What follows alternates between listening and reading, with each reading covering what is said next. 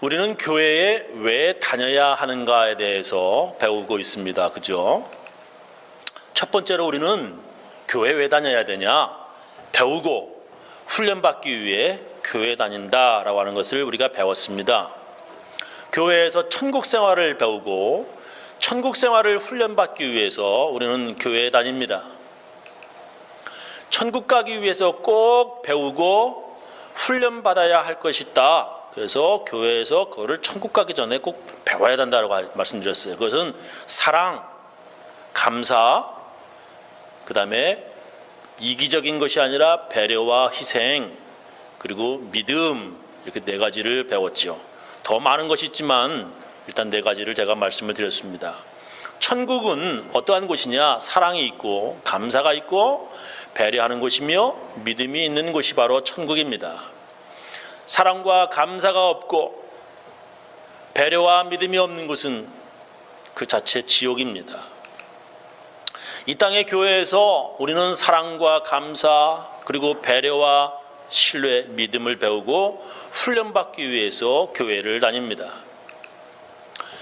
자, 왜 교회에 다녀야 하는가? 이번에 큰 첫 번째는 배우기 위해서 교회에 다녀야 되고, 두 번째 왜 교회에 다녀야 되는가에 배우겠습니다. 저는 지난번에 여러분은 교회를 왜 다닙니까? 제가 물어보았습니다. 대부분 좋으니까 다닌다고 말합니다.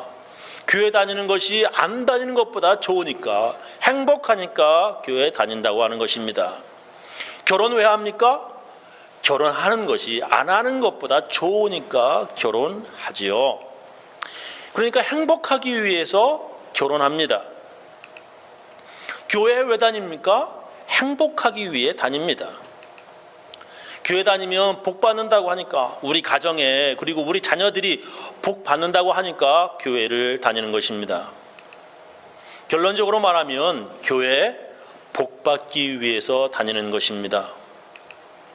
그렇다면 교회 다니면 어떤 복을 받게 됩니까?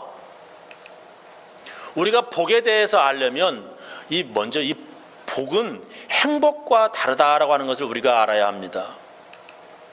행복과 복은 영어로 happiness하고 blessing인데요, 이게 다른 것입니다. 이 행복은 사람들이 만드는 것이고요, 또한 사람들이 만들 수 있는 것이고요, 복은 사람이 만들 수가 없어요. 하나님께서 주시는 것입니다. 그래서 말할 때에도 행복은 행복하세요, be happy, 너 행복해라 라고 말을 하고, 복은 복 받으세요, God bless, 하나님께서 주신다, 복 받으세요 라고 이렇게 다르게 영어로도 말하지요. 행복은 우리들의 마음먹기에 따라서 행복할 수도 있고 불행할 수도 있습니다. 즉 사람들은 이 행복이라고 하는 것을 만들 수가 있습니다. 그러나 복은 우리가 만들 수가 없어요. 복은 받아야 합니다. 누구에게서? 하나님에게서 받습니다. 행복은 사람들이 막 노력해서 만들어지는 것이고, 복은 그냥 하나님께서 주시는 것 받으면 되는 것입니다. 행복과 복이 또 다른 점이 있는데, 행복이라고 하는 것은 이게 때에 따라 달라요.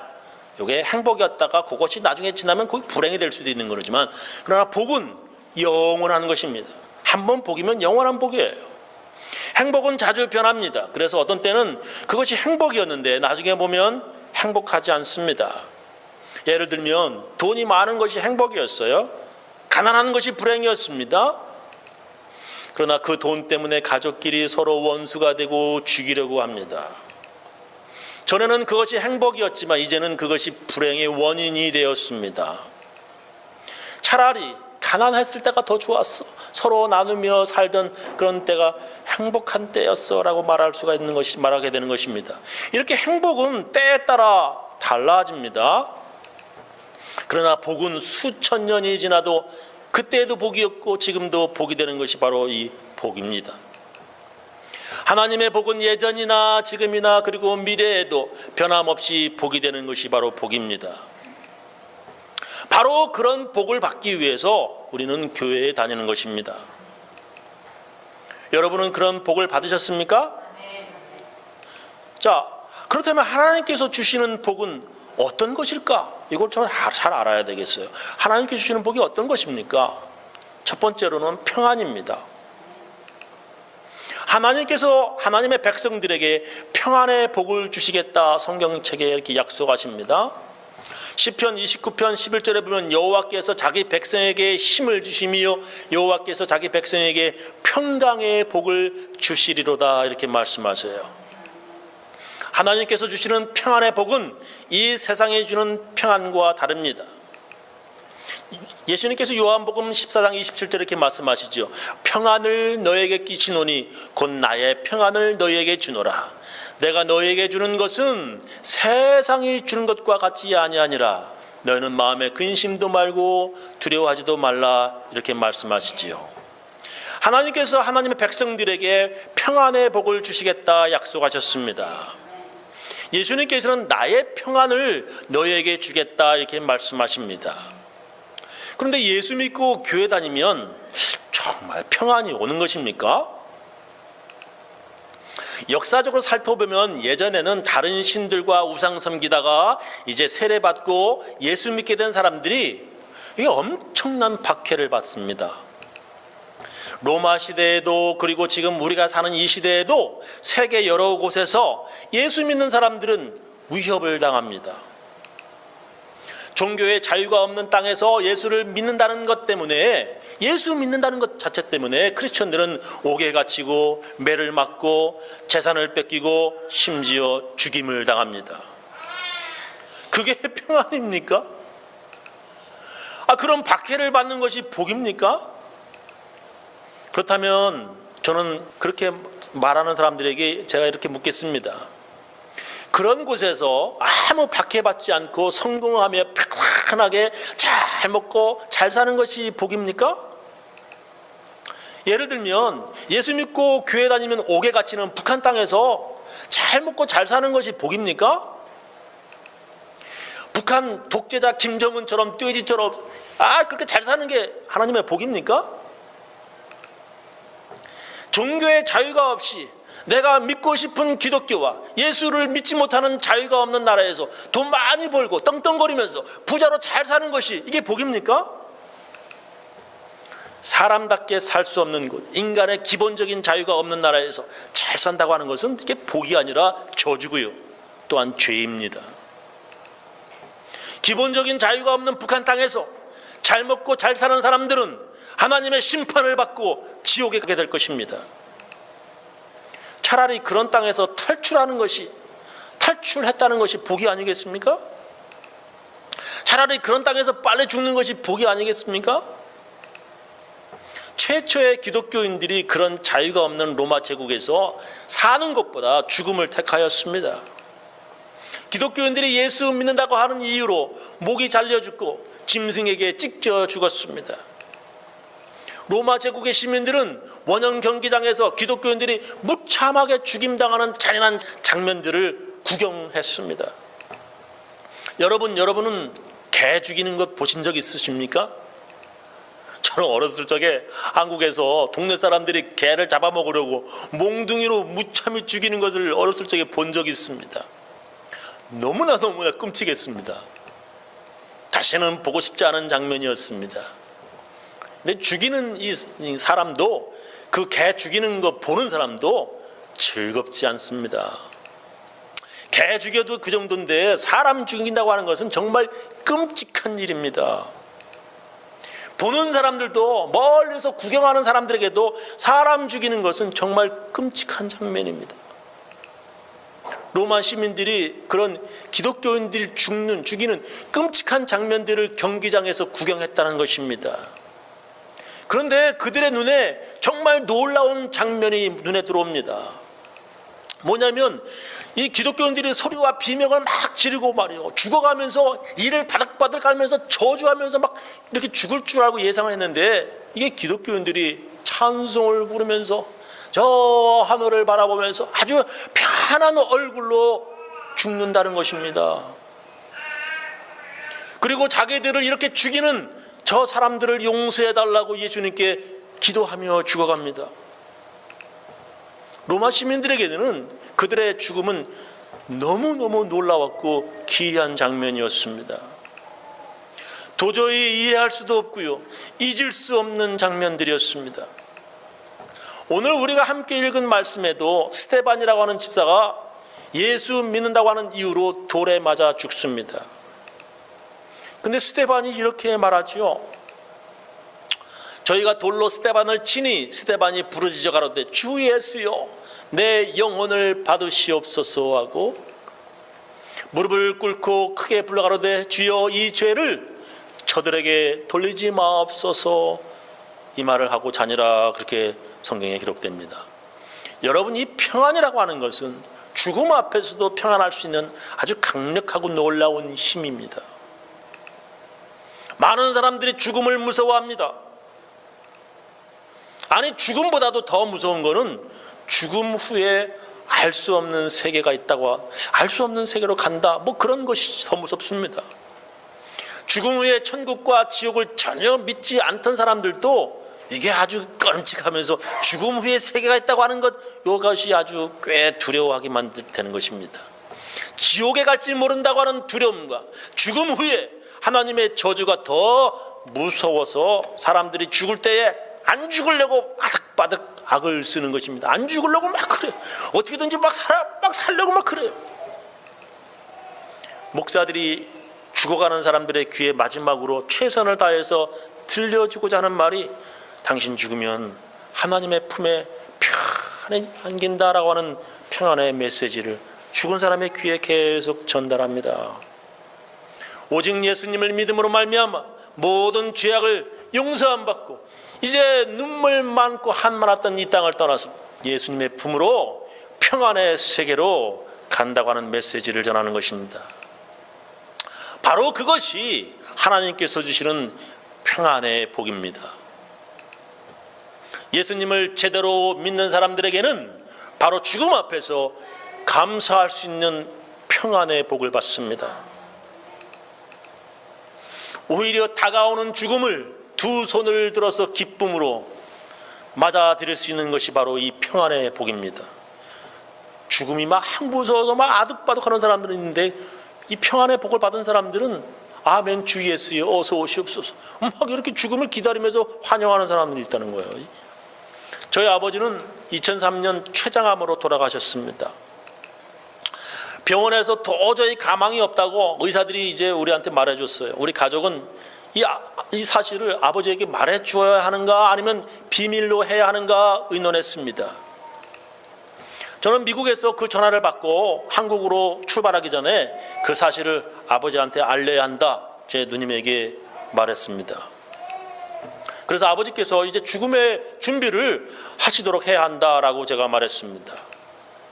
그래서 저희 누님은 아버지에게 말씀을 드렸어요. 아버지는 그 얘기를 듣고 아주 조용하게 이렇게 말씀하셨다고 이야기합니다. 하나님께 내 모든 것을 맡긴다. 하나님께서 그렇게 하시겠다면 하나님의 뜻에 순종하겠다, 이렇게 말씀하셨어요.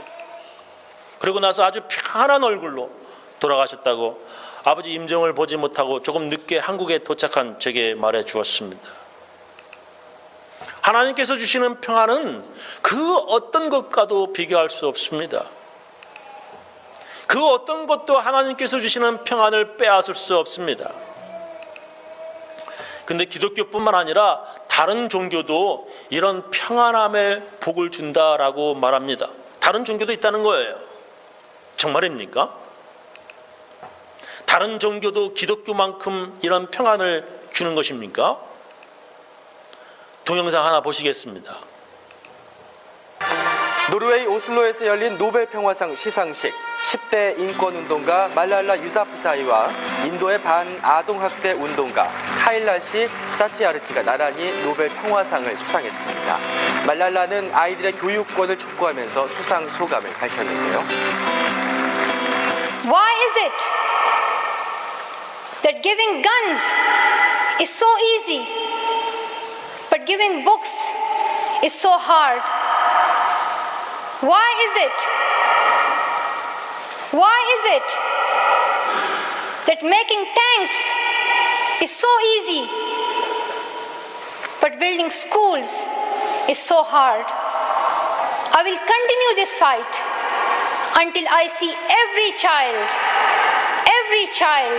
in school. 역대 최연소 노벨상 수상자의 당찬 연설에 청중들의 박수가 이어졌는데요. 말랄라는 부상으로 받은 상금으로 고향에 학교를 짓는 데 우선 쓰겠다고 밝혔습니다. Also Shazia. 우리가 방금 전 본 동영상에서 두 개의 종교를 볼 수가 있습니다. 이 여자, 파키스탄 여자인 말랄라의 종교는 이슬람이고요. 또 다른 한 사람이 노벨상을 받았는데 그 사람은 인도의 그 힌두교 사람입니다. 이슬람과 힌두교가 남자에게는 아주 좋은 종교이고 평안을 주는 종교인지 몰라도 여자에게는 아니라고 생각합니다. 그런 종교는 남자에게만 좋은 반쪽짜리 종교입니다. 저는 가끔 세계 지도를 보면서 석유가 많이 나는 중동에 테러와 전쟁이 많은 것을 보게 됩니다. 이슬람 국가 대부분 평안이 없고요. 특히 이슬람이나 힌두교에는 여성 인권도 부족하고 여성들이 살기 참 힘든 나라입니다. 그런 곳에서 여자로 태어나는 것이 저주여서 엄마는 방금 태어난 여자 아기를 죽이기까지 합니다. 그러나 기독교를 믿는 국가들 보면 대부분 평안합니다.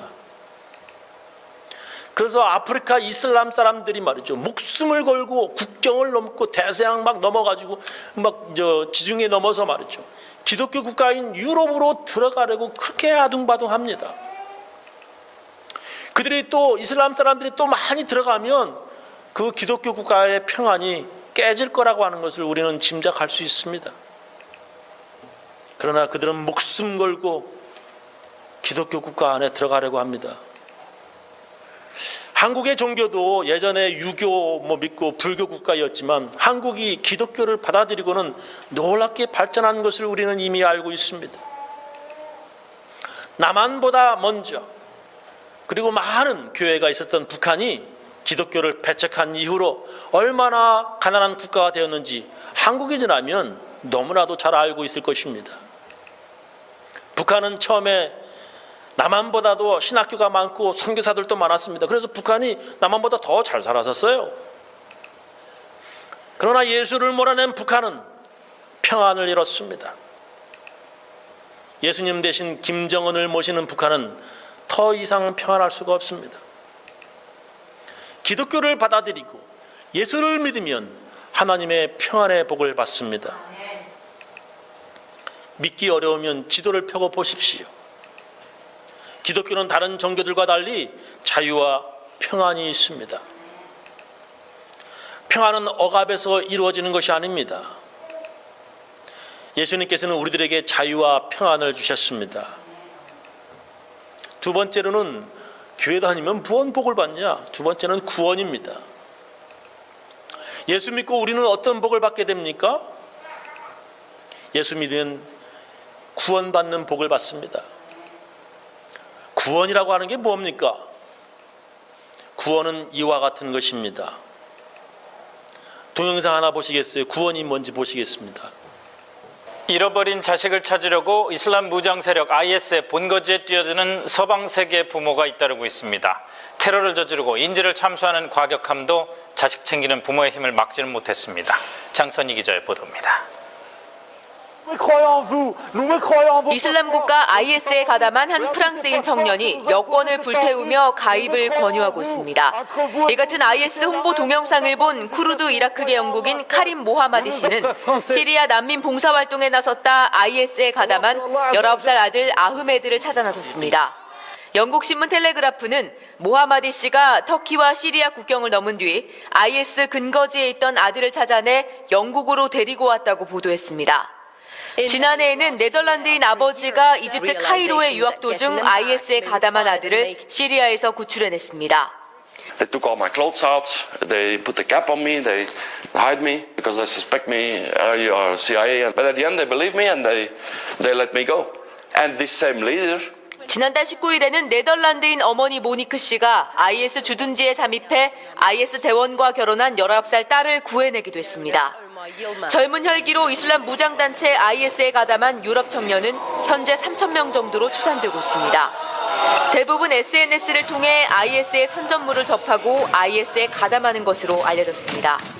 부모들은 테러 단체에 가담한 철없는 자녀들을 구하기 위해 목숨을 걸고 IS의 본거지를 찾고 있습니다. SBS 장선입니다. IS의 유혹에 넘어가서 테러리스트가 되려는 자식을 부모가 목숨 걸고 가서 구조한 것입니다. 바로 이것이 구원이고 구조입니다. 근데 문제는 그 아이들이 목숨 걸고 구조하러 온 부모의 말을 듣지 않는다면 그 아이를 데려올 수 없는 것입니다. 나는 테러 집단 IS가 더 좋다고 부모와 함께 살기 싫다면 이게 구조가 안 되는 것입니다. 도리어 그 자녀들이 부모를 인질로 삼으려 한다면 이게 구원이 되겠습니까? 구원이라고 하는 게 안 되는 거죠. 하나님도 마찬가지입니다. 하나님께서 죄인들을 구원하시기 위해서 하나님의 아들 예수님을 이 땅에 보내셨습니다. 내가 왜 죄인이냐 하면서 말이에요. 나는 구원이 필요 없다고 한다면 이게 구원이라고 하는 게 이루어질 수가 없는 것입니다. 예수님은 이 땅에 온 것은 죄인을 구원하기 위해 오셨다고 말씀하십니다. 누가복음 5장 32절에 내가 의인을 부르러 온 곳이 아니요 죄인을 불러 회개시키러 왔노라 말씀하십니다. 예수님은 의인이 아니라 죄인을 구원하러 오셨습니다. 구원의 복을 받으려면 제일 먼저 내가 죄인이라고 하는 것을 알아야 합니다. 근데 내가 왜 죄인이냐 한다면 그 사람은 예수님 필요 없습니다. 구원도 필요 없는 것입니다. 그래서 자신들이 의인이라고 생각했던 바리새인들은 예수님이 필요 없었고요. 구원도 필요 없었습니다. 내가 의인인데 왜 구원받아야 돼? 라고 하는 거지요. 로마 군인들에게 예수님을 폭동 주모자로 넘겨서 빨가벗기고 채찍으로 예수님을 때리고 십자가에 죽게 했습니다. 내가 왜 죄인이냐고 자신은 의인이라고 하는 사람들은 구원하러 오시는 예수님이 필요 없는 것입니다. 그래서 예수님께서는 이렇게 말씀하십니다. 내가 너희에게 이르노니 이와 같이 죄인 하나가 회개하면 하늘에서는 회개할 것 없는 의인 99을 인하여 기뻐하는 것보다 더하리라 말씀하십니다. 하나님께서는 회개할 것 없는 의인들 99명보다 죄인 하나 회개하는 것을 더 기뻐하신다는 거예요. 그래서 기독교인들은 나는 더러운 죄인입니다 하는 고백으로 죄 씻음 받기 위해 세례를 받습니다. 세례를 받음으로 내 지금까지 지었던 모든 죄악을 예수님의 보혈로 피로 씻기어서 깨끗하여짐을 믿는 것입니다. 바로 그런 사람들이 모이는 곳이 바로 교회입니다. 교회는 자신이 예수님이 필요한 죄인이라고 고백하는 사람들의 모임입니다. 교회는 예수님 때문에 구원받은 용서받은 죄인들이 모이는 곳입니다. 그래서 다른 교인들의 죄를 손가락질할 수가 없습니다. 다른 교인의 죄에 대해서 비난하는 사람들은 용서 안 받은 죄인들이 할 짓이 아닙니다. 교회에서 그런 사람들이 얼마나 많은지 몰라요. 간음 현장에서 붙잡힌 여자가 예수님께 모두 용서 안 받았고 그런 일은 벌써 10년도 더 지난 일이라고 다른 간음한 여자에게 돌을 던질 수는 없는 것입니다. 이제 용서 안 받았다고 죄로 더러웠던 과거의 자신을 잊어버리고 교회에서 서로 잘났다고 싸우는 일은 예수님이 가장 싫어하는 짓입니다. 그런 사람들은 교회를 구원의 복받는 장소로 만드는 것이 아니라 목사조차 나오기 싫은 스트레스 받는 곳으로 만듭니다. 교회에서 막 서로 싸우고 손가락질하는 사람들, 그런 사람들은 목사도 나오기 싫어요. 왜 교회를 그런 장소로 만드는지 모르겠어요. 교회는 잘난 사람들 많으면 구원과 평안을 잃습니다. 다시 한번 말씀드릴게요. 교회는 교만한 사람들이 많으면 자기가 지었던 그런 죄악에 지었던 그 죄인의 모습을 잊어버리면 교회에서 구원과 평안을 잊어버려요. 자기만 잊어버리는 게 아니야. 다른 사람들까지도 다 뺏어버려요.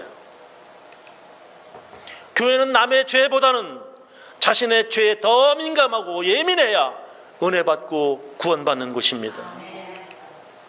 교회에서 남의 죄를 찾아내고 들추어내는 사람들은 구원의 기쁨을 잊어버리게 만듭니다. 그러나 나의 죄를 세밀하게 살피고 이미 지나간 죄가 문득문득 생각날 때마다 엎드려 회개할 때 구원의 기쁨을 오늘 또한 새삼 느끼는 것입니다. 교회는 말씀 들으며 지난날 자기가 얼마나 더러운 죄인이었는지 잊지 않도록 기억나게 해주는 것이 바로 교회입니다. 요약하면서 마치도록 하겠습니다.